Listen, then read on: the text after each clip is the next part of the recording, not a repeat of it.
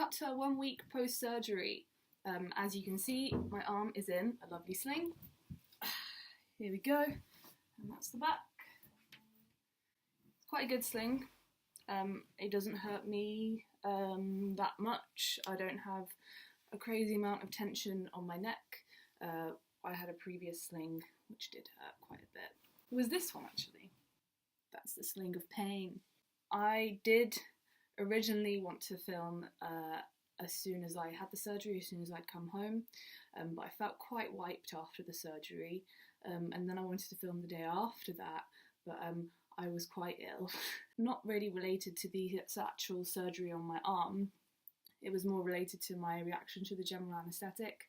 I've never had general anaesthetic before, and I just felt really, really nauseous and sick for the next couple of days, really, and I couldn't really keep my pain meds down. It was just a bit of a traumatic experience, but I don't think that happens to everyone after they have the surgery, so chill out in case you're worried. If you are someone who gets nauseous, try and sort some antiemetics out before you go in, because that will just be a lot easier for you. Something that I forgot to mention in the previous clip was that I'm not only having my radial head replaced, I was also having my lateral ligament reconstructed. Getting that reconstructed and replaced with plastic. So because I'm having that surgery on top of the radial head replacement, it means I'm immobilised for a bit longer than I thought I would be. I think normally if you have just a radial head replacement, you'll be in a sling for a week or two at the most. But because I've had this ligament reconstruction, I'm in a sling for 6 weeks. So we've just reached the 1 week mark now. My surgery experience was very positive and not as traumatic and painful as I had built up to be in my head. I've never had surgery before, I've never gone under, and I've really not been in hospital that many times in my life. So I found this a bit nerve-wracking, but it was all fine because I'm fine now. I got there at about 8 AM in the morning. I had my surgery done at Radial Hospital, which is in the northwest. Before I had the surgery, I had to fill out all the administrative stuff, and then my surgeon came and spoke to me about the procedure in a little bit more detail, talking about what the radial head replacement would entail and what the ligament reconstruction would entail. This is also when I found out I had to be in a sling for 6 weeks. I got my sick note given to me, and then after that the anaesthetist came over and spoke to me about what to expect for the general. I had to fill out more questions and answer more questions, that kind of thing. He also informed me that I will be having a nerve block, so I think that's when they inject some kind of local anaesthetic in the nerve that they locate around here, which just deadens your whole arm, which was perfect. I was very pleased about that because that meant that I wasn't going to wake up in this kind of intense amount of pain that I thought I would. I'd wake up and my arm would be dead. So I think the nerve block would last, he said, from 12 to 24 hours, and that would be the most painful part of the procedure, and I just wouldn't feel it. So I was very, very pleased about that, and that calmed me down quite a lot, because a lot of my worries stemmed from worrying about waking up in pain, and then I found out I wasn't going to, so that was great. Then I had to sit around for a bit waiting for my surgery to begin. I would suggest, if you're waiting for surgery, listening to some kind of inane, chatty podcast is the best thing to do. I got wheeled through to the theatre at about 11 o'clock, half 11. At this time I was kind of feeling a bit more anxious again, but everyone was being really lovely and chatty and kind of trying to distract me. I mean, I see that now when they're kind of hooking you up, putting a thing in your arm. You can see that I've got a scab here from it. I guess that's where they put the drip in, where they feed in all the chemicals and fluids and what have you. They're kind of sorting me out with that, but then distracting me. I think we were talking about Amsterdam and skydiving, really like random crap. Then I had the mask put over me, and he said, "Oh, just breathe it in, it's just oxygen." So I'm breathing it in, and Someone said something like, oh, you'll be out soon, and I remember saying, I don't even feel that tired, and then literally 2 seconds after I open my eyes and then I'm in the recovery room. It was crazy. It was really strange. I've never had that experience before, and I didn't feel that disorientated when I woke up. I thought I'd feel very disorientated, but I woke up and kind of everything immediately like popped into place. I kind of thought, oh, yeah, this is why I'm here. I thought I'd be more confused. My negative side effect was I felt so nauseous. Apparently I looked very green. They had to give me like double doses of the antiemetics because the first dose I just didn't feel any better, and then the second one I started looking a bit less green.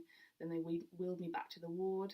I tried to eat a bit of a cheese sandwich, but I couldn't. But then the nurse went and got me some chips which had some mayonnaise dip, which was really good because I think I couldn't eat the sandwich because it was too dry, but the chips I could eat, and chips are quite a plain flavour, and I could manage I think like 3 or 4 of them, but they did make me feel a lot better.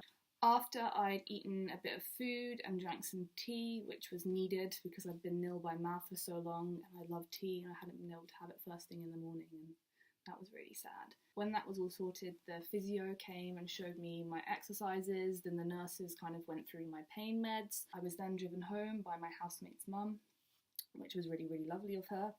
During this time I had a background nausea of about 10 or 15%. It wasn't too bad. And this whole arm was still dead. I didn't feel any pain. I had no pain, no feeling in this arm whatsoever, which is very bizarre because you don't feel like it's yours, and you've got to kind of keep an eye on it in case you knock it or in case you do up your sling a bit wrong and then it flops out, because you're just not going to feel that. So if you have a nerve block, just be really careful of the arm. Didn't really eat that much. I think I had like a bowl of salady stuff before I went to bed. And the nurse advised me that I should take the maximum of all my painkillers before I go to bed, so that I'm kind of not waking up in pain in the middle of the night. I dutifully took my maximum painkillers and then proceeded to just puke them all out. I felt immediately a bit better then because my 10 or 15% nausea had gone, but also that's the new worry of, ooh, I can't keep my pain meds down, and that's really bad. I wasn't in pain yet, but the pain was to come. I tried to take them again, and I think the thing that was triggering me being sick was the taste of the codeine.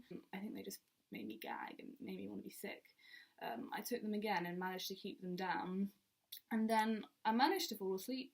I didn't have any pain keeping me up. That was another thing that I was really worried about, the pain keeping me up. But I did wake up, I think, at 4 in the morning with pain. I took 2 ibuprofen, which I think, yeah, I was allowed to take 2 ibuprofen. You get given a little chart where you can kind of monitor your pain levels and the pain meds that you're taking and what time, and I checked, I could take my ibuprofen. Still felt super nauseous. Tried to get to sleep for a few more hours and it just wasn't working, and also the nerve block was wearing off. So everything was kind of starting to throb and cramp. I wanted to take some codeine. I tried, I vomited it up again, and then I just felt sick, more sick, and I just couldn't keep my pain meds down. And at this point I'm kind of panicking a bit because I know that the pain is slowly coming on and I'm not going to be able to block it. I phoned 111 to try and like get some antiemetics sent over to me. They weren't very helpful. I phoned my GP in the morning. I think I phoned them at least before 10, to try and get a prescription of antiemetics sent over to my pharmacy. But that just took ages, and then it finally went over to my pharmacy at about 5 p.m. And so for all of that time I was just feeling very sick and not very good. When I got the antiemetics, then I just felt so much better. Like the nausea was stopped, I could take my pain meds, and I could finally eat. My physio had given me exercises to perform every hour, and I was to do these after the feeling had come back in my arms, so I was trying to do those every hour.